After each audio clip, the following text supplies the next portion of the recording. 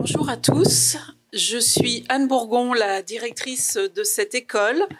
Je suis très heureuse aujourd'hui de vous accueillir pour la présentation par Élise de son ouvrage sur l'histoire de notre école, son histoire bâtimentaire, architecturale, mais aussi son histoire pédagogique. La présentation d'Élise sera suivie d'une table ronde avec Hélène Corset-Maillard qui l'animera, avec Ève et avec Rémi Marciano sur ces différents aspects. Alors je dois dire, ce projet, on le doit à Hélène, hein, qui l'a initié, avec les éditions Parenthèses qui vend le livre dehors, n'hésitez pas à l'acheter. Et même, enfin, on le doit à Hélène, mais je suis très fière de vous le présenter aujourd'hui. Sachant que nous sommes, je crois, la seule école, Hélène, à avoir un livre sur notre histoire. Et ce que je voulais vous dire, c'est que je l'ai lu avec beaucoup d'intérêt. Il y avait eu aussi des publications au moment, en 2018, je crois, d'un travail national sur l'histoire de nos écoles. Je me suis plongée dedans avec beaucoup d'intérêt et je comprends, en étant ici aujourd'hui, à quel point nous en sommes encore les héritiers. Ce projet d'Institut méditerranéen de la ville et des territoires, en réalité, dès 68, au moment de la fondation de l'Umini, il est déjà sur la table, alors il met 56 ans à émerger. Et l'école s'est lancée dans un petit chantier de définition de son identité, et je m'aperçois à quel point on est cohérent. Quelques couleurs de 68 se sont peut-être un peu atténuées, qu'on pourrait réactiver, parce que les thèmes qui sont traités à l'époque sont d'actualité. L'intervention dans l'existant, le bioclimatisme et le numérique. C'est vraiment trois thèmes vraiment d'actualité qui étaient les trois thèmes de nos labos. Donc je m'aperçois vraiment à quel point l'histoire est continue. Je remercie tous les intervenants d'aujourd'hui et je vous remercie d'être là. Merci. Voilà.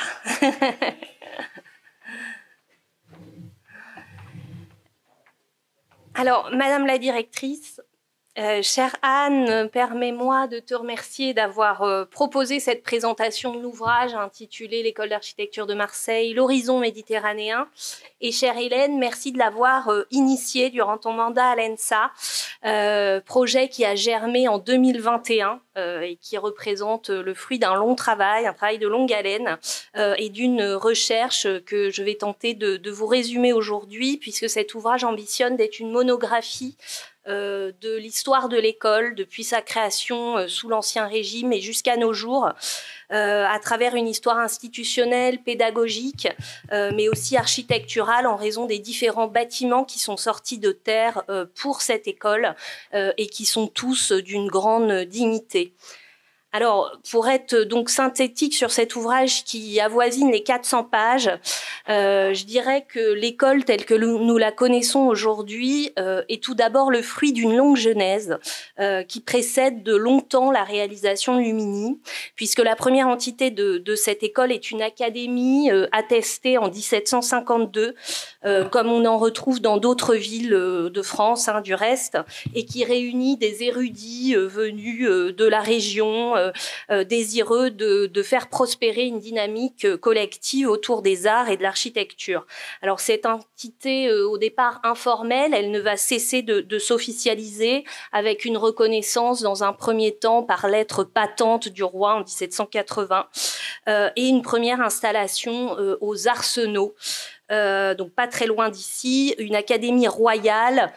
puis école de dessin au XIXe siècle qui rassemble peintres, architectes et sculpteurs et qui va connaître un grand succès grâce à la tenue d'expositions, de salons très courus où l'on présente les travaux des élèves et des maîtres qui s'y illustrent par des exercices très académiques, très codifiés qui vont faire aussi la réputation associée à cet établissement. Alors, si on compare Marseille aux autres écoles d'architecture, on peut dire que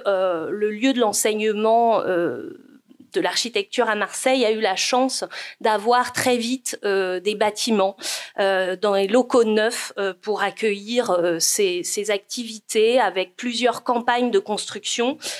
qui débutent au XIXe siècle jusqu'à l'IMVT, mais disons qu'une première étape est marquée par la conception dans les années 1860 du Palais des Arts, ouvert en 1874, abritant enseignement des beaux-arts et bibliothèque municipale en contrebas du quartier de la Plaine, sur un terrain à proximité du lycée Thiers. Alors l'édifice est une œuvre posthume de son concepteur, Espérandieu, et est marqué par une architecture très pragmatique du 19e siècle, qui associe une élévation très digne, très noble, et qui articule en même temps très savamment tout un lot de cours dans une écriture plus rationaliste pour les édifices, pour les façades secondaires qui, elles, sont en briques, le tout dans un décor foisonnant, assez éclectique. Alors, ce palais donc est l'œuvre d'Henri Espérandieu, qui est un architecte nîmois installé à Marseille, ici costumé, et qui va marquer durablement Marseille par des édifices qui comptent parmi les plus emblématiques de son temps, le Palais Longchamp, mais aussi Notre-Dame de la Garde. Et c'est à lui donc qu'on confie cette édification du Palais des Arts, qui est une étape tout à fait cruciale dans la structuration d'un microcosme de l'architecture, d'une profession au plan local, où l'on va donc assembler une maîtrise des savoir-faire, une maîtrise des représentations architecturales, ce qui va permettre à Marseille en réalité d'être en très bonne place au début du XXe siècle pour voir la création d'une école régionale d'architecture au tout début du XXe siècle. À la suite d'un décret présidentiel, Marseille devient école régionale d'architecture en 1905, étant l'une des premières créées en France. Alors cet essor de l'enseignement de l'architecture à Marseille au XXe siècle contribue à mettre tout à fait à l'étroit les architectes dans les murs de ce palais, et à l'étroit sera l'expression fétiche de tous les inspecteurs des beaux-arts qui vont passer par là et qui vont décrire ces locaux comme tout à fait inadaptés au lendemain de la Seconde Guerre mondiale. Alors le terme à l'étroit, c'est à la fois le manque de place, mais c'est aussi une ambiance de misérabilisme décrite par les observateurs, puisque depuis la fin du 19e siècle, on a cessé d'étendre le palais Carly en poussant les murs, en construisant des baraquements qui sont considérés comme des très mauvais baraquements. Un siècle plus tard, on va construire dans la cour, on va construire aux abords, et ce sont ces édifices qui donc sont associés à cette image de misérabilisme tout à fait inadapté, et plusieurs inspecteurs notoires comme Albert Laprade par exemple plaideront pour la construction d'un nouveau site, avec un débat jusqu'en 1960 sur le fait de savoir si l'on reste à Carly ou si l'on part de ce palais, avec ici par exemple un projet en maquette pour une construction de tours sur le parvis du palais Carly, qui est un projet mené par des enseignants de cet établissement, de cette école d'architecture, qui propose donc de construire une tour qui serait une construction donc sur le parvis du palais Carly et de la même hauteur que celui-ci. Alors, en réalité, c'est un ancien élève de cette école d'architecture qui va mener à bien un tout autre projet à Lumini. C'est René Hégère, qui est une figure, voire la figure de l'architecture marseillaise des 30 Glorieuses. Notons que René Hégère s'est formé à Marseille, chez Castel, dans le grand atelier de l'entre-deux-guerres, à partir de 1934, et à Paris en 1938. Il est mobilisé pendant la guerre, ce qui retarde l'obtention de son diplôme, qu'il a quand même la bonne idée de décrocher dans un contexte complexe. Il est blessé de guerre et écrit qu'il est, dans son dossier d'adhésion à l'ordre, qu'il est très décidé à aider de son mieux la reconstruction de l'après-guerre. En 1945, il bénéficie d'une vitrine importante pour des projets d'urbanisme qu'il a menés dans le delta du Niger, signe sur la période d'une forme de débrouillardise professionnelle du personnage, mais aussi d'un entre-gens. Et c'est après s'être séparé de Fernand Pouillon, avec qui il était associé jusqu'en 1953, qu'il va acquérir la confiance du maire Gaston Defferre, élu la même année, si bien qu'Hégère va régner sans partage sur certains programmes à Marseille et dans l'arc méditerranéen, en particulier dans le domaine de l'architecture hospitalière et scolaire. Alors avec Pouillon, puis seul,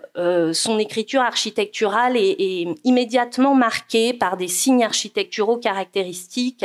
la maîtrise d'un grand paysage urbain, des motifs de portiques en façade, des baies très larges et des programmes d'envergure pour des programmes industriels, d'habitation et pour l'assistance publique. La commande qui le distingue et qui lance son activité en son nom, c'est une série d'écoles standardisées, d'abord réalisées à Marseille en pierre porteuse, puis jusqu'à Nîmes à partir de 56 et jusque dans les années 80 dans une forme plus industrialisée. Et à partir de 42, René Egère est d'ailleurs conseiller technique du Commissariat général à l'éducation nationale, l'ancêtre du ministère, et donc préposé aussi à des commandes de lycées, par exemple. Alors, au cours des années 50, Luminy, le secteur de Luminy, dans le sud-est de la ville, est un terrain d'ambition variée au pied de la Gineste, où le site séduit par son relief, ses pinèdes, sa situation d'envergure sur près de 1000 hectares, qui en font un lieu propice à des aménagements inédits. Alors, à partir de 56, on trouve différentes hypothèses à l'étude qui concernent d'abord la construction d'un ensemble universitaire scientifique, et le projet universitaire va se stabiliser au début des années 60 avec initialement une composante donnée aux équipements sportifs qui est tout à fait déterminante dans le projet. Rappelons que Marseille est alors considérée comme tout à fait dépourvue d'équipements, de grands parcs publics notamment, et que Defer va voir dans cet espace méridional, cet espace au sud de la ville, largement vierge, la possibilité d'apporter un cadre tout à fait favorable à un agrément de promenade et d'un paysage urbain qui serait doté d'équipements de pointe. C'est donc le pari que va tenir Luminy avec un plan d'aménagement confié à René Egère qui va se faire en plusieurs étapes et qui va se stabiliser jusqu'à la création de cette école d'architecture qui est l'un des derniers éléments. Mais le projet se matérialise sous son crayon à partir de 1961 en termes de plan d'ensemble. En 63, on vise l'accueil de 10 000 étudiants et le projet ne cessera de voir ses contours légèrement modifiés. Egère, de par ses compétences en matière d'architecture scolaire et hospitalière, est l'interlocuteur tout désigné en réalité pour ces entités, qu'il s'agisse de la faculté des sciences, qui est le premier édifice à sortir de terre à Luminy, mais aussi de la piscine municipale, par exemple. Alors entre 63 et 66, pour l'école d'architecture, René Egère va concevoir aussi différents plans masses successifs, avec des plans masses qui vont se préciser, mais dans une première version à gauche, vous avez la version plus vaste, plus étendue par rapport à la réalisation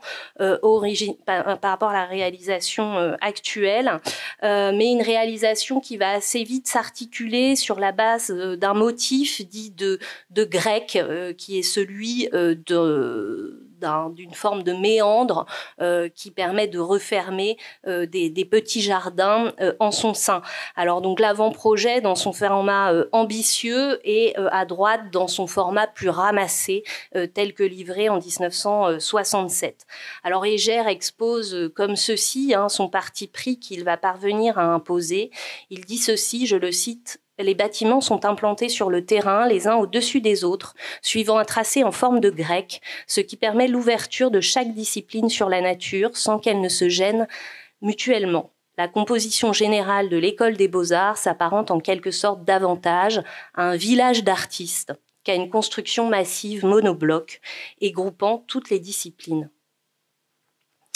Alors les bâtiments se caractérisent par une forte relation à la topographie existante, avec une minimisation des nivellements qui est plaidé par Hégère, de façon à limiter l'abattage des arbres, de façon à limiter les infrastructures, avec un important travail de sa part pour préserver cette déclivité naturelle sur laquelle les bâtiments viennent se placer dans des logiques d'emmarchement et de promenade, avec cette très forte relation au paysage qui permettent de glisser assez insensiblement d'un niveau à l'autre entre eux sur un site qui pourtant présente une pente marquée. Ici, donc, une logique paysagère qui est perceptible par différents motifs, où l'on vient encadrer les espaces naturels dont on a préservé les buttes de terre, mais aussi quelques sujets existants qui sont préservés au cours du chantier. Et par ailleurs, on viendra planter de façon complémentaire, avec toute une variété d'espèces arborées, ce territoire, de façon à lui donner un aspect planté extrêmement fort. C'est aussi un dessin de paysage qui passe par la présence de patios, de bassins, de claustras, de galeries couvertes, qui en extérieur place cet espace de campus dans un vocabulaire classique, en tout cas très savant, du jardin méditerranéen, comme l'exprimait Hégère. Alors l'architecture de René Hégère, c'est aussi une ergonomie marquée par le design du temps, avec des éléments associés, des éléments de mobilier qui sont plutôt associés à des programmes de prestige, mais aussi des œuvres plastiques, comme cette mosaïque d'André Baudin, par exemple, dans le hall d'entrée du bâtiment de l'école d'art et d'architecture. Précisons aussi la grande clarté, les grands efforts de définition du programme et le positionnement des ateliers, tous orientés au nord pour des raisons de protection solaire, mais aussi des espaces qui sont protégés des servitudes visuelles les uns des autres. Alors le site est inauguré en 2 temps, d'abord fin 1967 et puis une inauguration plus officielle en mars 1969, une fois le tumulte de mai 68 passé, et donc qui va permettre une inauguration officielle en bonne et due forme en 69, bien que le site soit déjà ouvert depuis presque 2 ans. Donc ces espaces généreux vont aussi permettre une culture pédagogique très différente, plus horizontale, si je puis dire, face à avec une culture, par exemple, du prototype géométrique qui est permise dans des espaces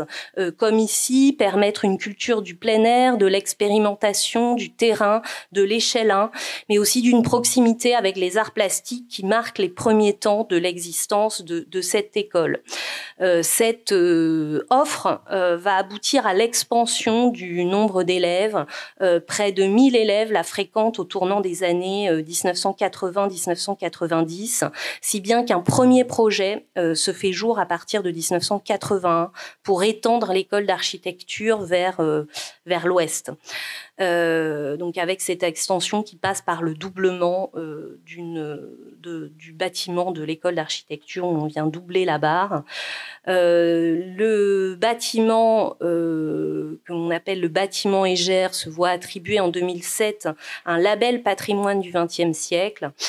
qui concerne donc cette école, et en septembre 2008 on vient retracer à travers une grande exposition 40 ans d'art et d'architecture à Lumini. En 2015, enfin, une nouvelle extension donc qui est successive à l'attribution du label, et une extension conçue comme assez discrète par pan architecture sur les hauteurs du site. En 2007 ont lieu les rendus de la consultation pour la construction de l'IMVT. 2018, NP2F et partenaires sont lauréats de ce concours pour la construction de l'IMVT, qui sera inauguré donc en 2023, en octobre 2023. Alors, ce portrait un petit peu cubiste de l'école de Marseille s'est fondé sur des archives en grande partie inédites, sur les archives départementales au titre des fonds d'architectes, comme le fonds René Hégère en particulier, sur les archives municipales, puisque l'école d'architecture est financée par la ville jusqu'en 68. S'ajoute à cela un reportage du photographe Benjamin Chély qui a été déployé pour cet ouvrage et qui permet de renseigner imprégner cette histoire tout à fait foisonnante des sites. Donc au fil du temps,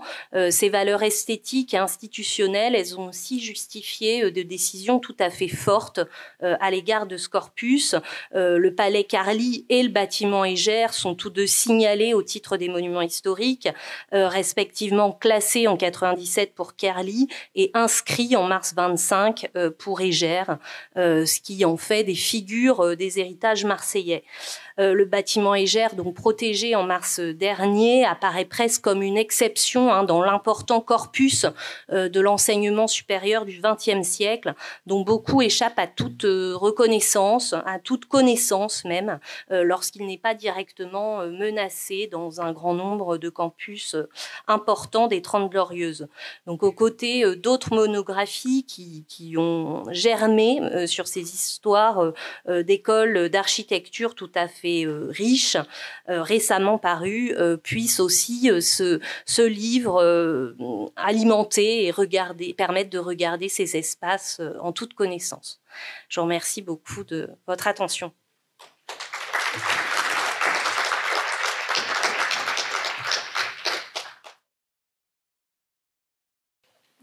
On va